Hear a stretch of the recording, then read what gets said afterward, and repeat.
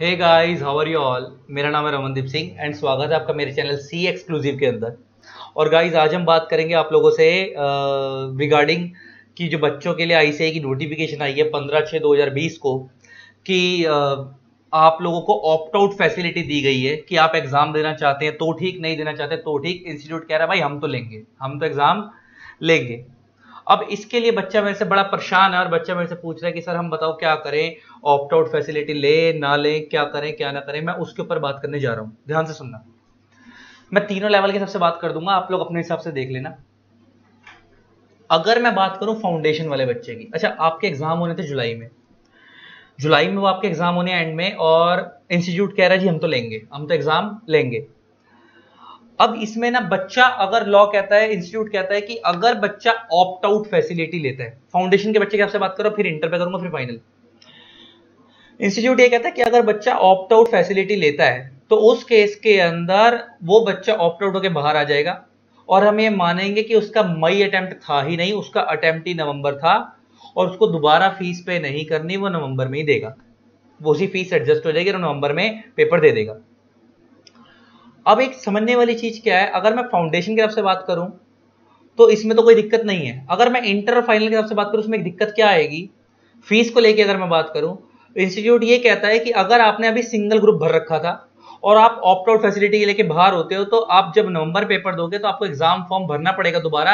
अगर आप दोनों ग्रुप देना चाहते हो तो आपको सेकंड ग्रुप की फीस पे करनी पड़ेगी। वो तो सिंपल बात है, लॉजिकल बात है कि अगर आप ऑब्वियसली बात है दो ग्रुप दे रहे थे और आपने पहले ऑलरेडी एक ग्रुप की फीस पे करी थी, आप ऑप्ट आउट करके बाहर आ गए, तो आप नवंबर में आपको दोनों ग्रुप देने पड़ेंगे। अगर देना चाहते हो तो आपको सेकंड ग्रुप की फीस देनी पड़ेगी, भले इंटर का या फाइनल का। अब बात आती है कि सर हमें करना क्या है।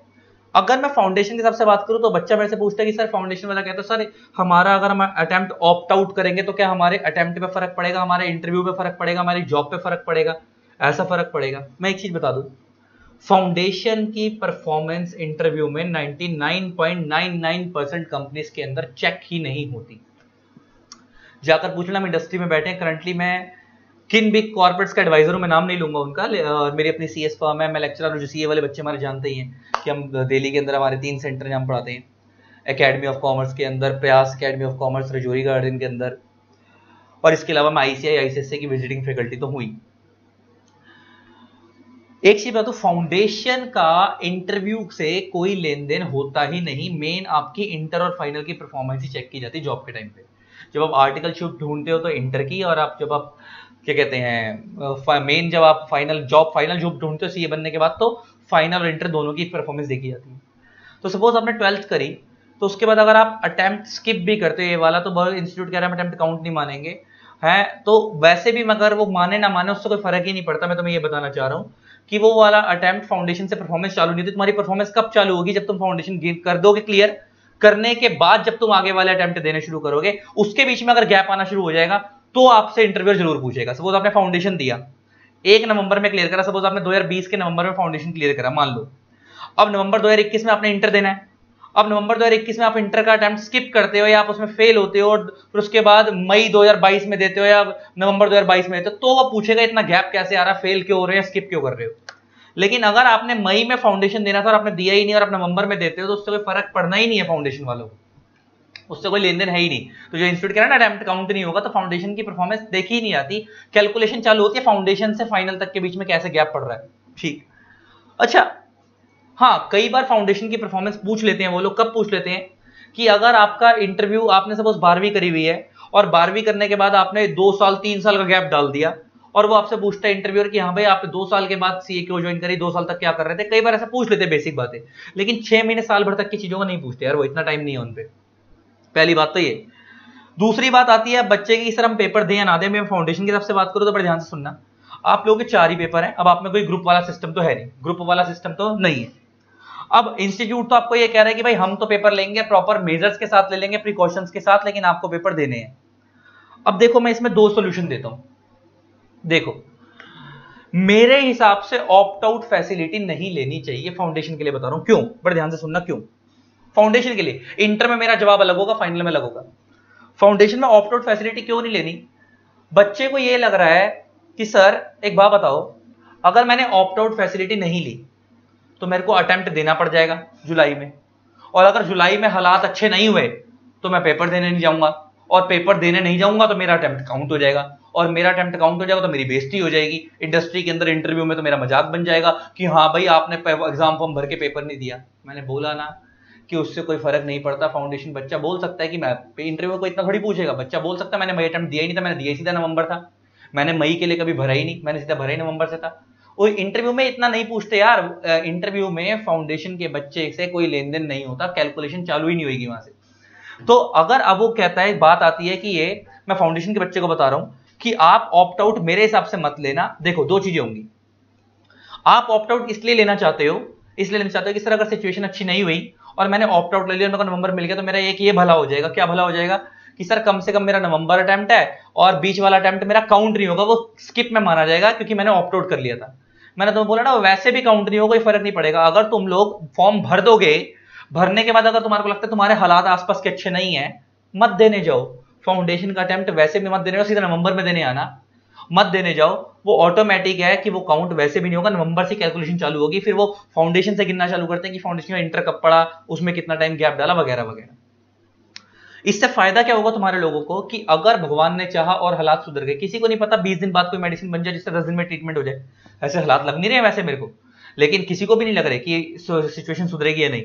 लेकिन जुलाई एंड अभी बहुत दूर है, किसी को नहीं पता मीनवाइल सिचुएशन सुधर जाए या कुछ हो जाए, या तुम्हारे आसपास के नेबरिंग एरिया ठीक है, वहां सब पेपर देने लायक है, तो तुम्हारे पास कम से कम एक ऑप्शन तो रहेगा पेपर देने का। फाउंडेशन वाले बच्चों की बात कर रहा हूं, ऑप्शन तो रहेगा कम से कम पेपर देने का। तो ऑप्शन रहने से फायदा क्या होगा फाउंडेशन वाले बच्चों को, तुम्हारे लोगों के साथ ये प्लस पॉइंट है, तुम्हारे पास ऑप्शन रहेगा। तो उसमें क्या है कि अगर आपको लगता है कि हालात बुरे हैं तो पेपर मत देना, और मैं तुम्हें बताया अटेम्प्ट का काउंट होने का फाउंडेशन में कोई लेन देन ही नहीं होता, और अगर हालात अच्छे हैं तो पेपर दे आना, आपका टाइम बच जाएगा, आपका टाइम बच जाएगा। लेकिन अगर आपने पहले ऑप्ट आउट फैसिलिटी ली और बीच में हालात ठीक हो गए, तो बेटा ऑप्शन तो हाथ से गया, ऑप्शन तो हाथ से गया, फिर तो नवंबर ही देना पड़ेगा, जुलाई अटेम्प्ट तो हाथ से गया, फिर टाइम बर्बाद है। तो ऑप्ट आउट से तुम्हारा कोई नुकसान थोड़ी, यहाँ एक नुकसान है, एक नुकसान क्या है, बस एक एग्जामिनेशन फीस का नुकसान हो जाएगा कि हाँ भाई अगर तुमने ऑप्ट आउट फैसिलिटी नहीं ली और तुमने एग्जाम फॉर्म भर रखा और हालात ठीक नहीं है और तुम पेपर देने नहीं गए, तो एग्जाम फीस आपको नवंबर में दोबारा देनी पड़ेगी, वो वाली फीस जो है वो फॉरफिट हो जाएगी वहीं। मगर क्या फर्क पड़ता है यार, आप अटेम्प्ट देख लो या फीस देख लो। हाँ कईयों बच्चों के लिए होता है कि फीस बहुत मैटर करती है, तो भाई आप लोग फिर ऑप्ट आउट कर लेना, ऑप्ट आउट कर लेना। अगर आपको लगता है कि हालात ठीक नहीं होंगे और आपके लिए फीस भी बहुत मैटर करती है तो आप ऑप्ट आउट कर लेना। लेकिन मेरी ओपिनियन ये है, जिनके साथ एज सच 1200-1500 रुपए का एग्जाम फॉर्म अगर मैटर नहीं करता है और आपको करियर पहले लगता है और आपको लगता है कि यार नहीं मेरे पास टाइम सफिशिएंट है और सफिशिएंट नहीं, मेरे को अपना टाइम शेड्यूल बिगड़ जाएगा मेरा, कि जिंदगी में मैंने जो गोल्स बना रखे हैं वो बिगड़ जाएंगे, तो आप भरो। भरने के बाद अगर हालात ठीक लगे तो जाना, नहीं लगे तो मत जाना, क्योंकि हेल्थ पहले है, हेल्थ पहले है। मगर ये डर खत्म कर दो कि हमारा अटेम्प्ट सर अगर हम एग्जाम फॉर्म भर दिया और नहीं देने का तो अटेम्प्ट काउंट हो जाएगा। मैंने बोला ना गिनती को लेते ही नहीं, फाउंडेशन में ऐसा गिना नहीं जाता। हाँ नवंबर वाला जो अटेम्प्ट है आप लोगों का, जो नवंबर वाला आपका अटेम्प्ट है उसमें सारा होगा खेल, नवंबर के अंदर तो फिर आप दे ही लोगे। लेकिन अगर भगवान ने चाहा और हालात पहले ठीक हो गए तो आपके पास कम से कम ऑप्शन तो रहेगा पहले ही दे, और अगर हालात ठीक नहीं हुए तो अटेम्प्ट स्किप कर देना, जैसे तो एग्जाम फॉर्म फीस बर्बाद होगी और तो कुछ नहीं होगा। तो मेरे हिसाब से आपको ऑप्ट आउट नहीं करना चाहिए फाउंडेशन वालों को। अब आती है बात इंटर वालों की और फाइनल वालों की।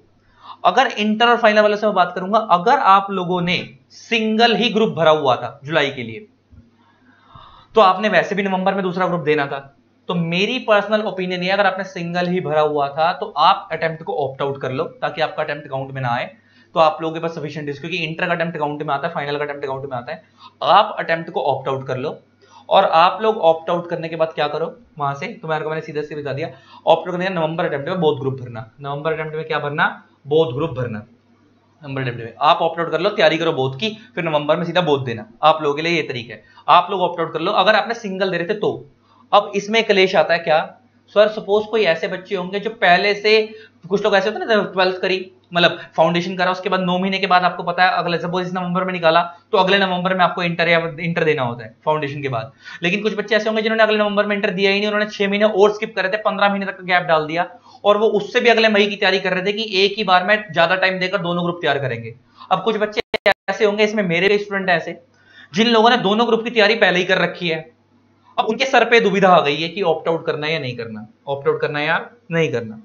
तो सर अब इसके लिए एक सिंपल सा सोल्यूशन दे रहा हूं, देखो तुम्हारे लिए अब दुविधा है, ये तुम्हारे पास अब एक तरीका तो ये है कि तुम लोग भी ऑप्ट आउट कर लो, तो उसमें अटेम्प्ट काउंट नहीं होगा, ये मान लो 6 महीने बर्बाद हो गए।